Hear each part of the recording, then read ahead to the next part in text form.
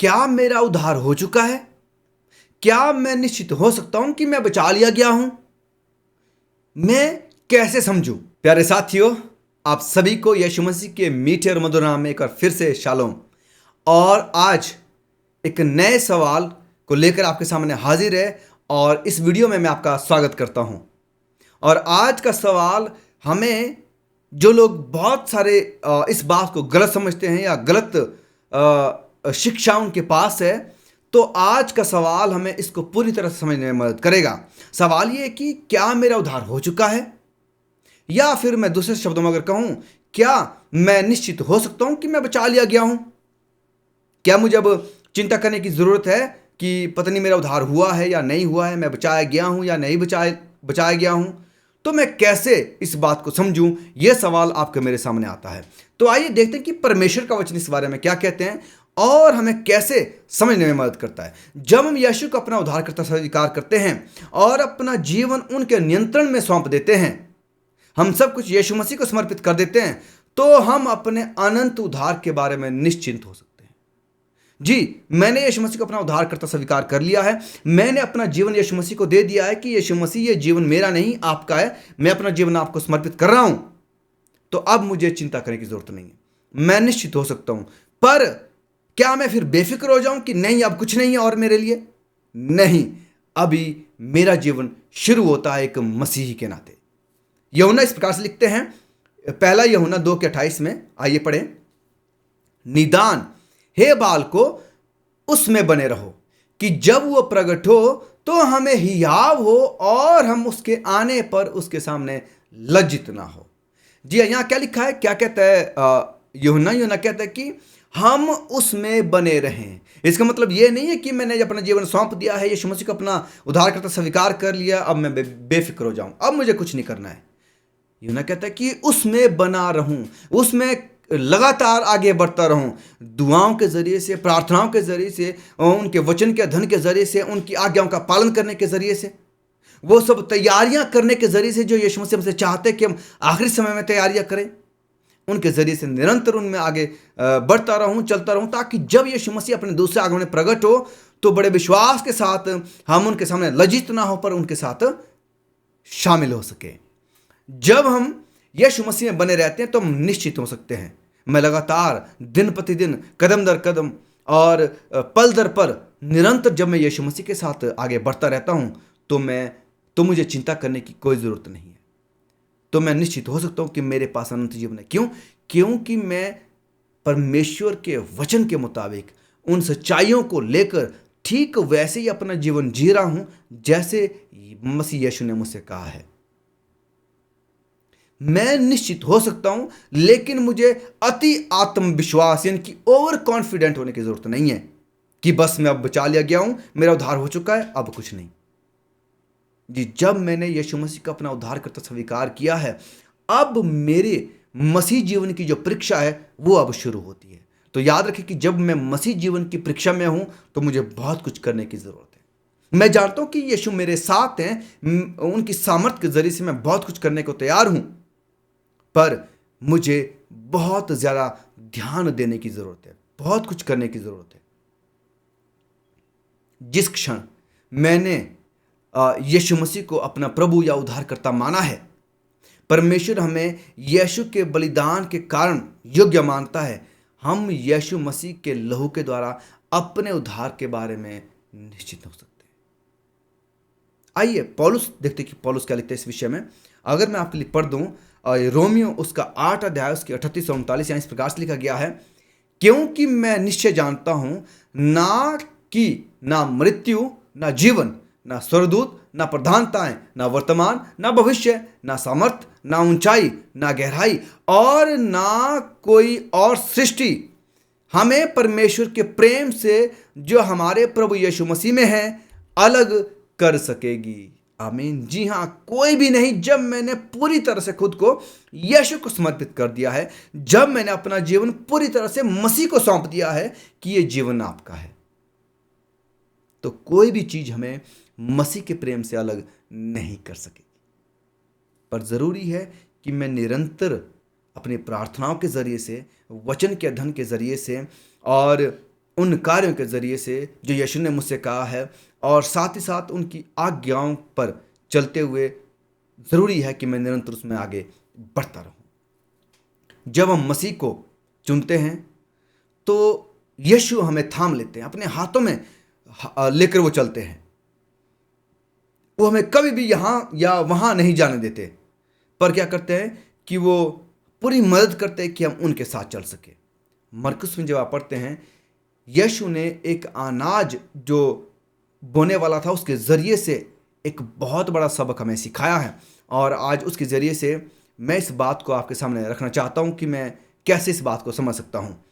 तो यीशु ने एक अनाज के जीवन चक्र का उपयोग करके एक दृष्टांत उन्होंने बताया, और वो कहते हैं परमेश्वर का राज्य एक किसान की तरह है जो ज़मीन में बीज बोता है। किसान बीज के लिए सर्वोत्तम परिस्थितियां बनाने की कोशिश करता है कि ज़मीन को अच्छा बनाता है, खुदाई करता है, निराई करता है, उसमें पानी डालता है, सब कुछ यानी कि कांट छांट करता है और अच्छी ज़मीन को तैयार करता है। लेकिन वह उसे उगा नहीं पाता, वह बीज को अंकुरित नहीं कर पाता। क्यों? क्योंकि बीज को उसने काम कर दिया है, बीज दिया है, उसने वो ज़मीन तैयार कर लिया और बीज बो दिया है, लेकिन बीज को उगाना, उसको अंकुरित करना, उसको बढ़ाना, वो सब मसीह के हाथ में है। तो बीज अंकुरित होता है और बढ़ता है, किसान खुद नहीं जानता कि कैसे वो बढ़ता है, कैसे वो अंकुरित हुआ।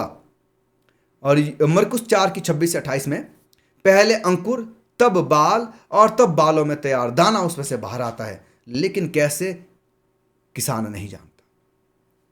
हमारा मसीह अनुभव अनाज के उस बीज की तरह है। बेशक हमने मसीह को ग्रहण किया है, अपना उद्धारकर्ता माना है और अपने जीवन को पूरी तरह से सौंप दिया है, पर जब परमेश्वर के उद्धार को स्वीकार करके जब हम अपने जीवन को शुरू करते हैं तो हम परमेश्वर के बगीचे में लगाए जाते हैं। परमेश्वर हमें बढ़ने और फलने फूलने का वो हर संभव अवसर देते हैं। जब हमारी पहली कोमल जमीन से बाहर निकलती है तो हम एक परिपूर्ण पौधा, छोटा जो पौधा होता है वो होते हैं। हमारे पास कोई फल नहीं होता, बस हम एक छोटा असहाय पौधे की तरह होते हैं। हालांकि हम अपने पूरे दिल से परमेश्वर का अनुसरण कर रहे होते हैं, अपनी पूरी क्षमता से आगे बढ़ रहे होते हैं, पर जैसे जैसे हम अपने जीवन के लिए परमेश्वर की योजना के बारे में सीखते हैं, उनमें आगे निरंतर बढ़ते जाते हैं और हमारा जो डंठल है वो ऊंचा होता चला जाता है और अधिक पत्ते और शाखाएं निकलती है और हम अनाज के पूर्ण डंठल हैं, लेकिन फिर भी हमारे पास अभी तक कोई फल नहीं होता। लेकिन जैसे जैसे जो विकास हमारे बढ़ाने के लिए आगे किए गए, जो प्रयत्न हमारे विकास के लिए किए गए हैं, और जब एक पूरा पेड़ की तरह हम तैयार होते हैं, तब जो वो फल आते हैं, तब जो हम फल देते हैं। और एक मसीह जीवन में अगर हम में फल नहीं है तो हम व्यर्थ हैं, बेकार हैं, हमारा मसीह जीवन किसी काम का नहीं है। एक मसीह जीवन वो होता है जो फल लेकर आता है। तो जरूरी है कि हमारे इस जीवन में, इस मसीह जीवन में ये फल लेकर आए, तभी जो हम मसीह में पूरी रीति से आगे बढ़ सकते हैं। नीति वचन 4:18 कहती है, परंतु धर्मियों की चाल उस चमकती हुई ज्योति के समान है जिसका प्रकाश दोपहर तक अधिक और अधिक बढ़ता रहता है। जी हाँ, वो निरंतर बढ़ते जाते हैं, वो दिन प्रतिदिन उनकी बढ़ोतरी होती चली जाती है, और यही मसीह जीवन है। तो हम निश्चित हो सकते हैं जब हम निरंतर यीशु मसीह में आगे बढ़ते जा रहे हों, और जैसे जैसे आप मसीह का अनुसरण करते चले आते हैं, उनकी आज्ञाओं का पालन करते चले आते हैं, आपके जीवन में वो काम करेंगे, आपको वो और विश्वास में मजबूत होने में मदद करेंगे। इफिसियों 3:17-19 कहती है, और विश्वास के द्वारा मसीह तुम्हारे हृदय में बसे कि तुम प्रेम में जड़ पकड़कर और नेव डालकर सब पवित्र लोगों के साथ भली भांति समझने की शक्ति पाओ कि उसकी चौड़ाई और लंबाई और ऊंचाई और गहराई कितनी है, और मसीह के उस प्रेम को जान सको जो ज्ञान से परे है, कि तुम परमेश्वर की सारी भरपूरी तक परिपूर्ण हो जाओ। जी हाँ, यहाँ पर हमसे निरंतर ये अनुग्रह किया जाता है, ये आग्रह किया जाता है कि हम परमेश्वर में निरंतर बढ़ते चले जाएं। हर कदम में, हर पल हम अपने आप को परमेश्वर के साथ जोड़े रखें। दुआओं के ज़रिए से, अपनी प्रार्थनाओं के ज़रिए से, अपने वचन के अध्ययन के ज़रिए से, परमेश्वर की आज्ञाओं का पालन करने के ज़रिए से, सच्चाई पर चलने के ज़रिए से हम अपने आप को निरंतर परमेश्वर से जोड़े रखें। और देखिए कि कैसे यीशु मसीह हमें उनके दूसरे आगमन के लिए भरपूरी से तैयार करेंगे।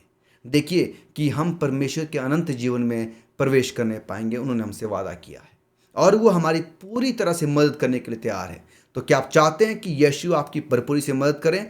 तो ज़रूरी है कि हम पहले अपने आप को पूरी तरह से परमेश्वर को सौंप दें और जो उद्धार का कार्य यीशु ने हमारे लिए किया है उसको स्वीकार करें, अपने जीवन में अपनाएं और हम जो वो निरंतर उनमें बढ़ते चले जाएं। फिर हम जो वो निश्चित हो सकते हैं और कह सकते हैं कि मैं बचाया गया हूं। क्यों? क्योंकि मैं निरंतर मसीह में आगे बढ़ता जाता हूं। आपके लिए उनका यही लक्ष्य है कि हम परमेश्वर की सिद्धता में भरपूरी से आगे बढ़ें। परमेश्वर आप सभी की बहुत आयत से मदद करे इस जीवन में जो हम निरंतर मसीह में आगे चलते जाते हैं। आप और अधिक जानकारी चाहते हैं, डिस्क्रिप्शन में कुछ लिंक्स दिए गए, आप जाएं और उस पर उसका अध्ययन करें और आप और अधिक जानकारी पा सकते हैं। आप आशीषित हुए हैं, ज़रूर इसे दूसरों के साथ साझा करें ताकि वे भी आपकी तरह आशीषित हो सकें और अपने जीवन में निरंतर आगे मसीह में बढ़ते रह सकें। परमेश्वर की आशीष आप पर बहुत आयत से बनी रहे। आमीन।